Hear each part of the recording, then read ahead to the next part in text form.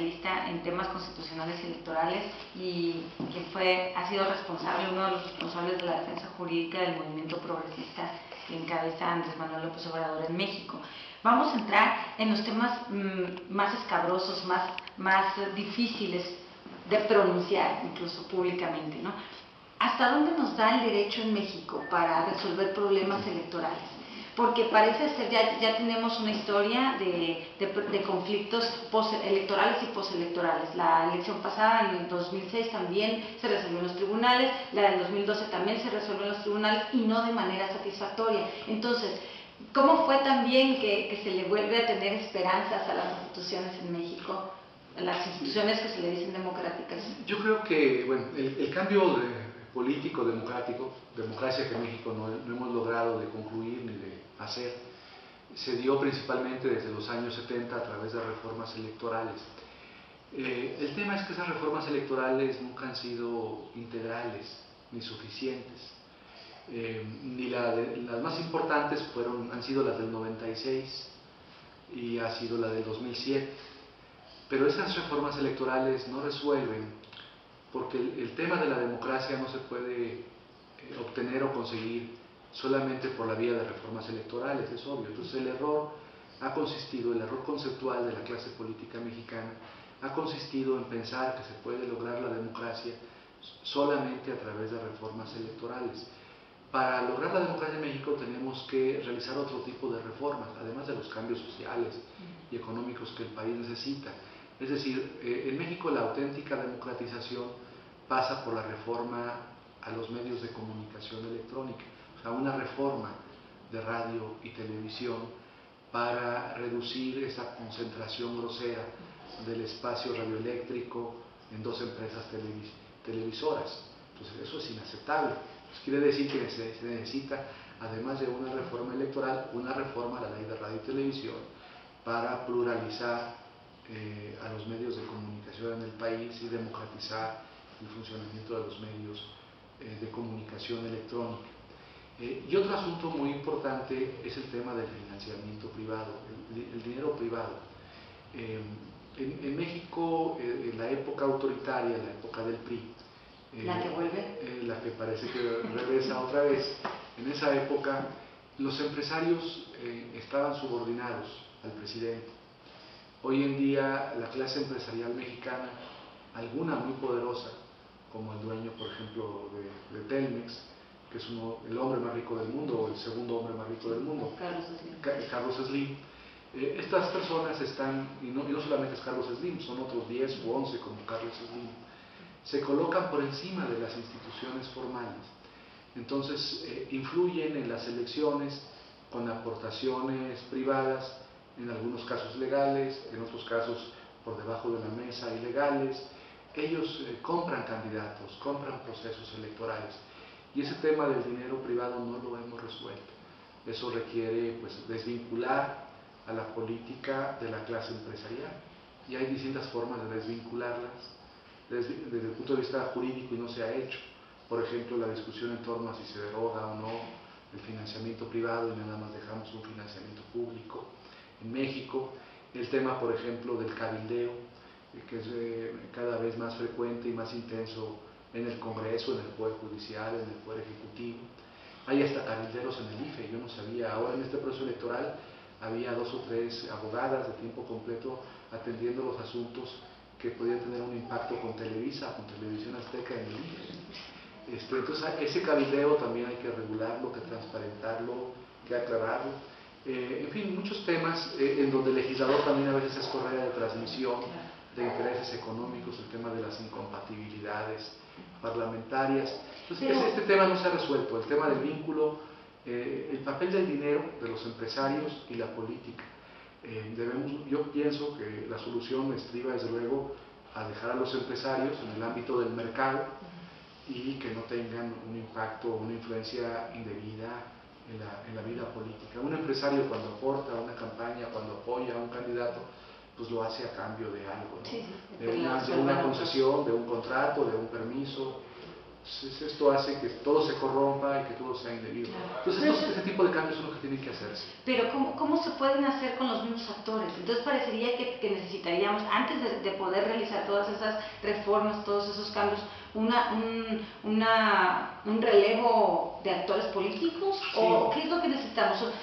¿Transformar realmente a la clase política? ¿Eso se puede? ¿O por dónde podríamos poner a gente distinta que plantee lo que usted está planteando, que se pueda llevar a cabo? Porque si siguen estando los mismos actores políticos que tienen intereses con el empresariado, por ejemplo, no veo cómo podamos transitar hacia esas formas. Es un círculo vicioso. Desde luego con esta clase política es difícil que logremos una transformación institucional. El gran drama de México, me imagino que ocurre también en otros países de América Latina, es que se despierta la esperanza cuando inician los procesos de tránsito a la democracia, se despierta la esperanza de que se pueden cambiar las cosas, pero la élite que conduce la transición se queda a medio camino, o se corrompe o se vende a otros intereses o poderes fácticos, y entonces el proceso de tránsito a la democracia naufraga o se detiene, en fin, se revierte de plano. Entonces eso es lo que ha ocurrido en México. En México el proceso de cambio ha sido muy lento, de reformas es muy lento, y los grandes intereses económicos, mediáticos, sindicales, religiosos, hasta de los propios partidos, las nomenclaturas de los partidos, no desean cambios profundos. Entonces, ¿qué hacer? ¿Cómo modificamos esta circunstancia histórica, esta circunstancia política? Y bueno, hay desde luego dos respuestas. Una pues, es la vía revolucionaria. Que se estuvo manejando mucho en las redes sociales después del fallo del Tribunal Electoral. Se decía, bueno, si por la vía democrática no se ha conseguido en México que arribe a la presidencia por lo menos un movimiento medianamente progresista, ¿cuál es la otra vía que nos queda? El camino es un camino, desde luego es un camino con muchos costos, es un camino muy ingrato, muy difícil. Yo en lo particular no lo comparto, pero sé que va a haber cada vez más sectores o más personas partidarias de esa vía. Y eso va a colocar a nuestro país en momentos de tensión muy fuertes que pueden desembocar no solamente en la vía revolucionaria, sino también en vías o en esquemas autoritarios de represión y de dictadura, posiblemente hasta de dictadura. La otra vía es la que quiere encabezar Andrés Manuel López Obrador, que es la vía de la resistencia, la vía de la desobediencia, es decir, generar un gran movimiento de masas pacífico a través de métodos de resistencia y de desobediencia civil para ir exigiendo estas transformaciones. ¿Eso es lo que sigue? ¿Esa es la propuesta? Yo creo que esa es la que sigue. Desde luego es una propuesta muy difícil, muy dura, porque no es una propuesta que pueda llevarnos a soluciones en pocos años. Es una propuesta pues, de años o de décadas, porque implica ir incorporando a sectores sociales a esta lucha pacífica y democrática. Yo creo que hay un caldo de cultivo en México favorable a esta vía de la desobediencia civil y de la resistencia. ¿Por qué? Porque pues, las condiciones de vida son muy lamentables. Hay más de 7 millones de jóvenes sin acceso a la universidad. Seguramente con esta consolidación del modelo económico neoliberal en México, las fuentes de empleo van a reducirse o van a ser cada vez más precarias. Se anuncia en estos días una reforma laboral regresiva para precarizar las condiciones de trabajo. Entonces yo creo que hay un caldo de cultivo para que muchos sectores sociales se vayan sumando a este gran movimiento. Ojalá que logre mantenerse como movimiento pacífico para demandarle a la clase política o sustituir a esta clase política por otra, o a otro esquema político totalmente distinto, alternativo, para modificar las reglas del juego y la correlación de fuerzas. Con este esquema que tenemos hoy en día, con estas reglas electorales, con estas instituciones, con este marco legal, no vamos a cambiar. Necesitamos hacer algo. Una transformación Profunda por fuera del marco legal, pero al mismo tiempo respetuoso con la Constitución, al ser pacífico, para modificar estas reglas del juego.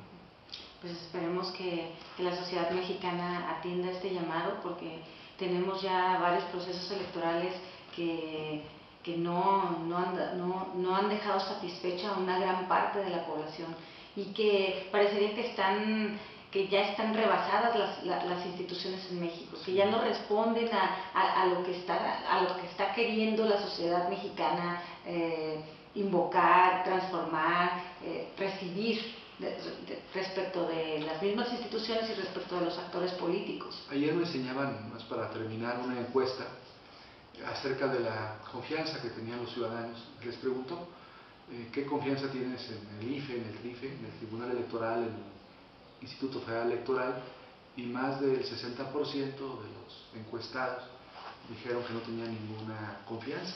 Solamente el 26 o el 30% de los ciudadanos tienen alguna confianza en las instituciones electorales del país.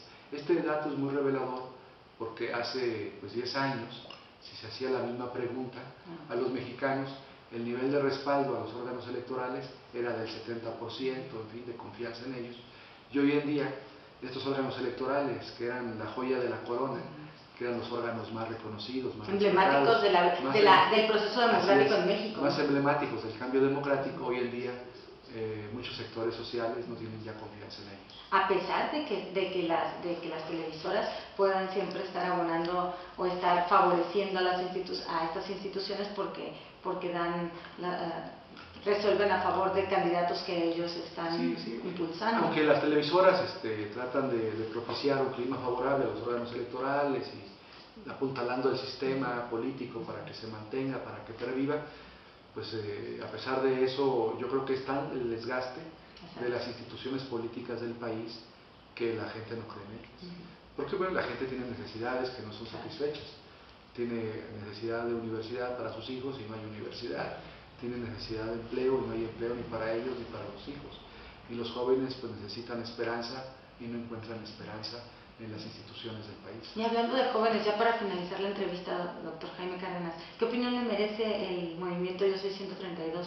Bueno, es un movimiento que surgió en este proceso electoral, y yo creo que si siguen los jóvenes para mantener su movimiento, puede ser un elemento muy importante, ¿no?, de presión hacia esa clase política tan insensible. Es un elemento, desde luego, de presión que promueve democratización, sobre todo de los medios de comunicación electrónica en México, y puede ser muy importante. Ojalá que no los dividan, ojalá que no los coopten, ojalá que no los repriman. Sí. Bueno, pues agradecemos mucho la entrevista al doctor Jaime Cárdenas, y pues ojalá que la sociedad mexicana se sume al llamado de resistencia civil, resistencia y desobediencia civil pacífica, como la llama Andrés Manuel, y también a otros movimientos que hace muchas décadas están en México también propugnando por un cambio verdaderamente democrático en nuestro país.